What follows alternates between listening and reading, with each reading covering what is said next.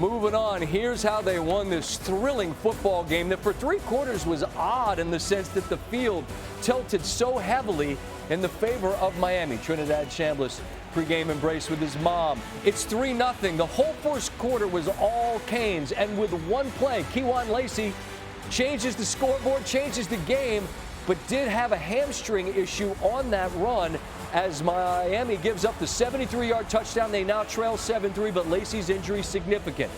Under 3 to go in the first half. It's a 10-10 game. Carson Beck rolls, looks. He's got Keelan Marion wide open. And as Kirk Herbstreit pointed out on the broadcast, Nick Call thinks that Carson's looking underneath, and that leaves the back end of this football field nude. And that means Marion and the Canes are celebrating at 17-10. 17-13, 3rd and 12, and the Canes driving for more. The pass is deflected.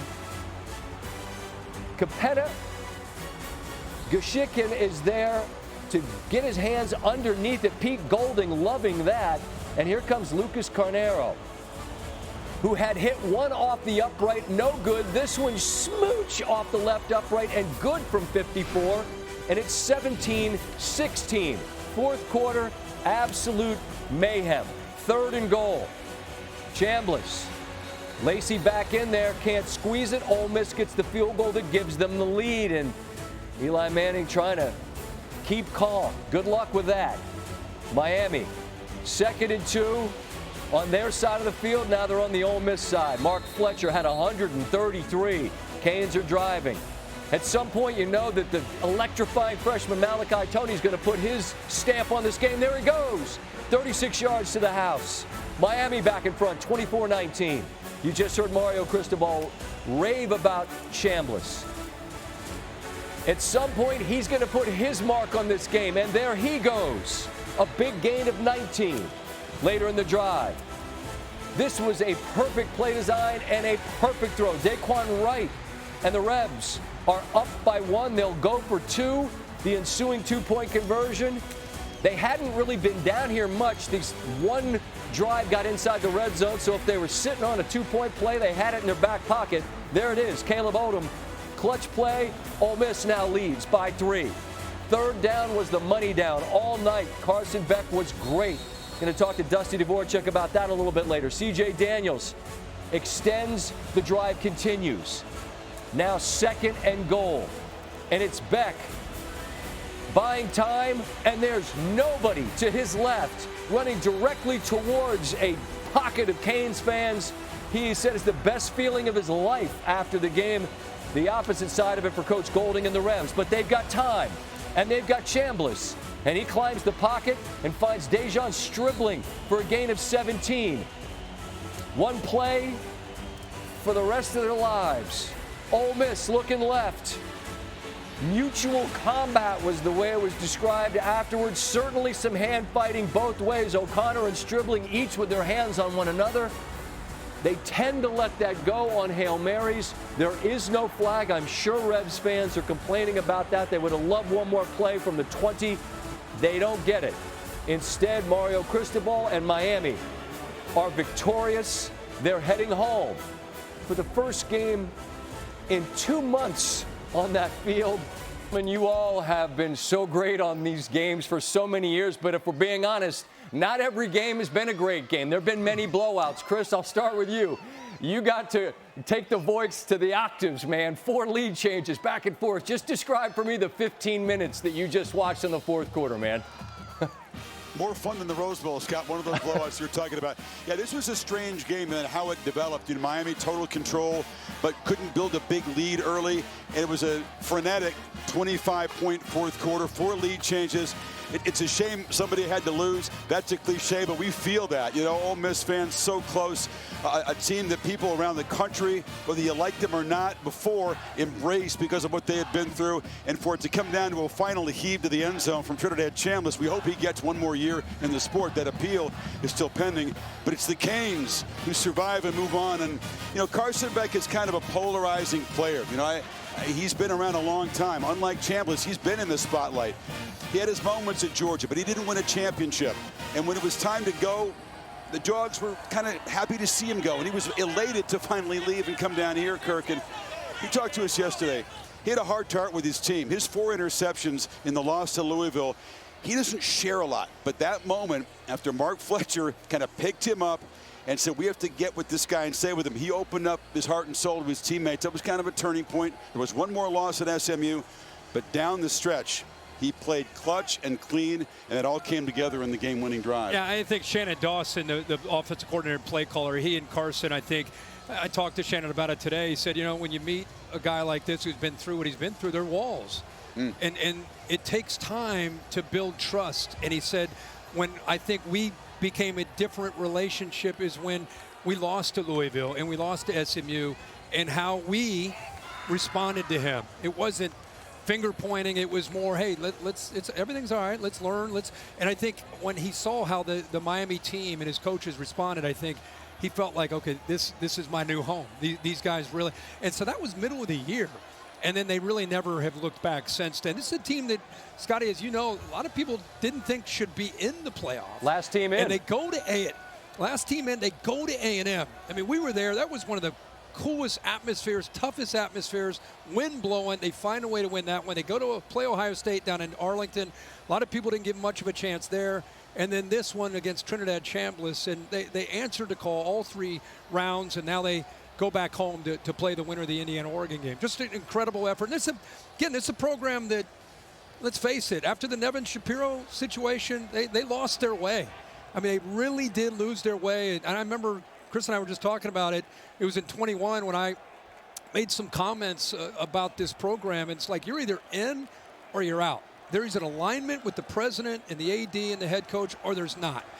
And I think from that point on, I can't tell you how many Miami people I've talked to are like, that was a turning point, and they went in a different direction. You forced administration to look themselves in the mirror and say, does football matter? Do we care about the tradition, the history of this program at this school? Are we going to do what it takes to try to get back there and become relevant again? And they've made some right moves since then. Made some moves, went out and got Mario Cristobal. And, you know, he didn't do it, Scott, overnight. This has been a build, right? Just like, to me, Butch Davis didn't do it overnight. He built it slowly. And when you build it slowly, it has a chance to sustain itself. And I think that's what Mario has created, not just this year, but moving forward. And he told me, fellas, when I visited with him after the Ohio State game, and he's going to join me here in just a moment, that he cringed initially at the idea of Miami being back. But it was a slow build to this, and certainly through the portal because of the alignment they brought in players. And they also are always going to build organically as you recruit South Florida. And you get youngsters that are built for this moment. But I want to ask you about that, because while they celebrate tonight, they got banged up on that defensive side of the ball, and they got 10 days to try to get right. But I just wonder what kind of impact might that be on the defensive side if they're down some of the players in the secondary who went out tonight.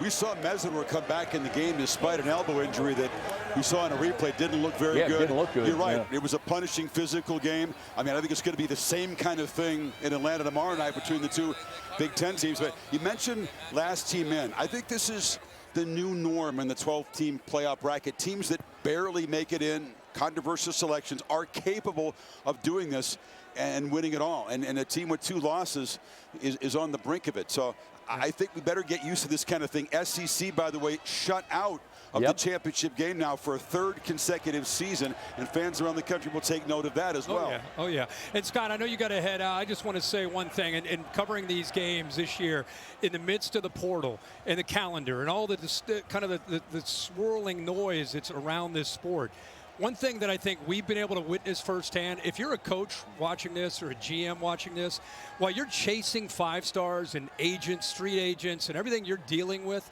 you better build a team. Indiana, they don't have a lot of 5 stars. You know what they got? They got a team. This is still a team sport, and it's about winning games. Did you hear Miami when they got up on Jacoby Thomas? I mean, he almost had tears in his eyes talking about, I'm going to play for my guys. Like, if you don't build that, and you just chase 5 stars, you're never going to be here on that stage. You better stop chasing just this craziness, and you better step back and say, if those are your demands, get out of here. We're going to go find guys that want to be a part of this and want to play, because that's what's getting here. That's what Miami is. That's what Indiana is. That's what Ole Miss is. You know what I mean? You can do the portal, but you better find the right guys that want to play together. You got to do the portal. That's what I was going to say. That's just stars. But you got to find guys that want to play for each other. If you're going to drop bags on guys, make sure you pick the right kind of human being to come and fit in. Miami's filled with guys who are playing at their second, third school, as Thomas is, a guy from Tennessee. But the right chemistry and the right resolve and resilience. 100%. Joey Galloway, kind enough to stop by. Joey, it's Scott Van Pelt. Man, this is good to talk to you. All I do is watch you on TV and watch you and Herbie do your pod. And now you and I get to talk about what was a scintillating fourth quarter that went back and forth. What'd you make of the Canes' ability to answer and then ultimately get the final stop? That's why you go get Carson Beck. Throughout the season, in situations where they needed to make a play at times, it just wasn't there for this team. They had those two losses in the middle of the season where they threw a bunch of interceptions, lost those games, and since then they've been a different football team. And in this one, this was different. In the first two games they won in the playoff, it was protect the ball, don't make a mistake out of Carson Beck, don't turn it over, and let's try to run the football. This one, in the end, in that fourth quarter, they needed Carson Beck to make play after play, and he did that going over the middle of the field, which is something he wasn't willing to do in the first two games. But this was the Carson Beck that Miami fans expected to see when they went and got this guy that's played a lot of football. That's such a great point, something I'm going to visit with Dusty Dvorak a little bit later, right? You think about, Trinidad Chambliss is an excellent player as well, and from Ferris State, and he's great. You heard, if you were listening, you heard what Coach Cristobal said, that he was better than they even thought he'd be. But the benefit of having played so many games and so many high leverage games, that shows itself in that fourth quarter, doesn't it, Joey? It felt like there was never a doubt. It felt like if there was time on the clock and Miami got the ball back, that Carson Beck was going to make those plays. And in tough spots and third downs where they needed to make a play. And if you listened to the game and you heard Fowler kept asking Herbie, hey, are they going to try to go for this or protect the ball because they're in field goal range? And Miami's attitude was, we got Carson Beck. He's played a lot of football. Let's go get it. And he made those plays. He was amazing. Whoever they play in the final, either Indiana or Oregon, I feel like there's a recipe here, Joey, and it's been around as long as I've watched football. If you run the ball and if you play defense, you can win games. You can shrink games and you can win games. I feel like as much as Beck was required tonight, I think the recipe for whoever they face is run it and play defense. I see you nod your head. You share that sentiment? Yeah, that's been their recipe. Miami had the ball for 20 more minutes than Ole Miss had the ball in this game. In the first half, they dominated, but they were only up 4 going in, and it didn't feel like Ole Miss was in the game. And give Ole Miss credit. They came back out. They made the plays they needed to make. But in the end, running the football for Miami has been the key. We've had a ton of conversations about Carson Beck, about Malachi Toney, but Mark Fletcher Jr. has been the key to what they're doing. He went over 130 in this game. And that's the key to having the ball 20 more minutes. Hey, it's tough to lose when you're that talented and you have the ball for 20 more minutes. You have a physical offensive line, which we watched them push Ole Miss around the field a lot of times. And at some times in those games, you're thinking, why is Miami even throwing the ball? They look more physical. The offensive line is dominating, and Mark Fletcher Jr. is getting off. And running the ball, keeping the ball away from the other team. If we could just get one more of these tomorrow night, please, out of Indiana and Oregon, another game like this is what the playoff is all about. The national championship game is going to be terrific.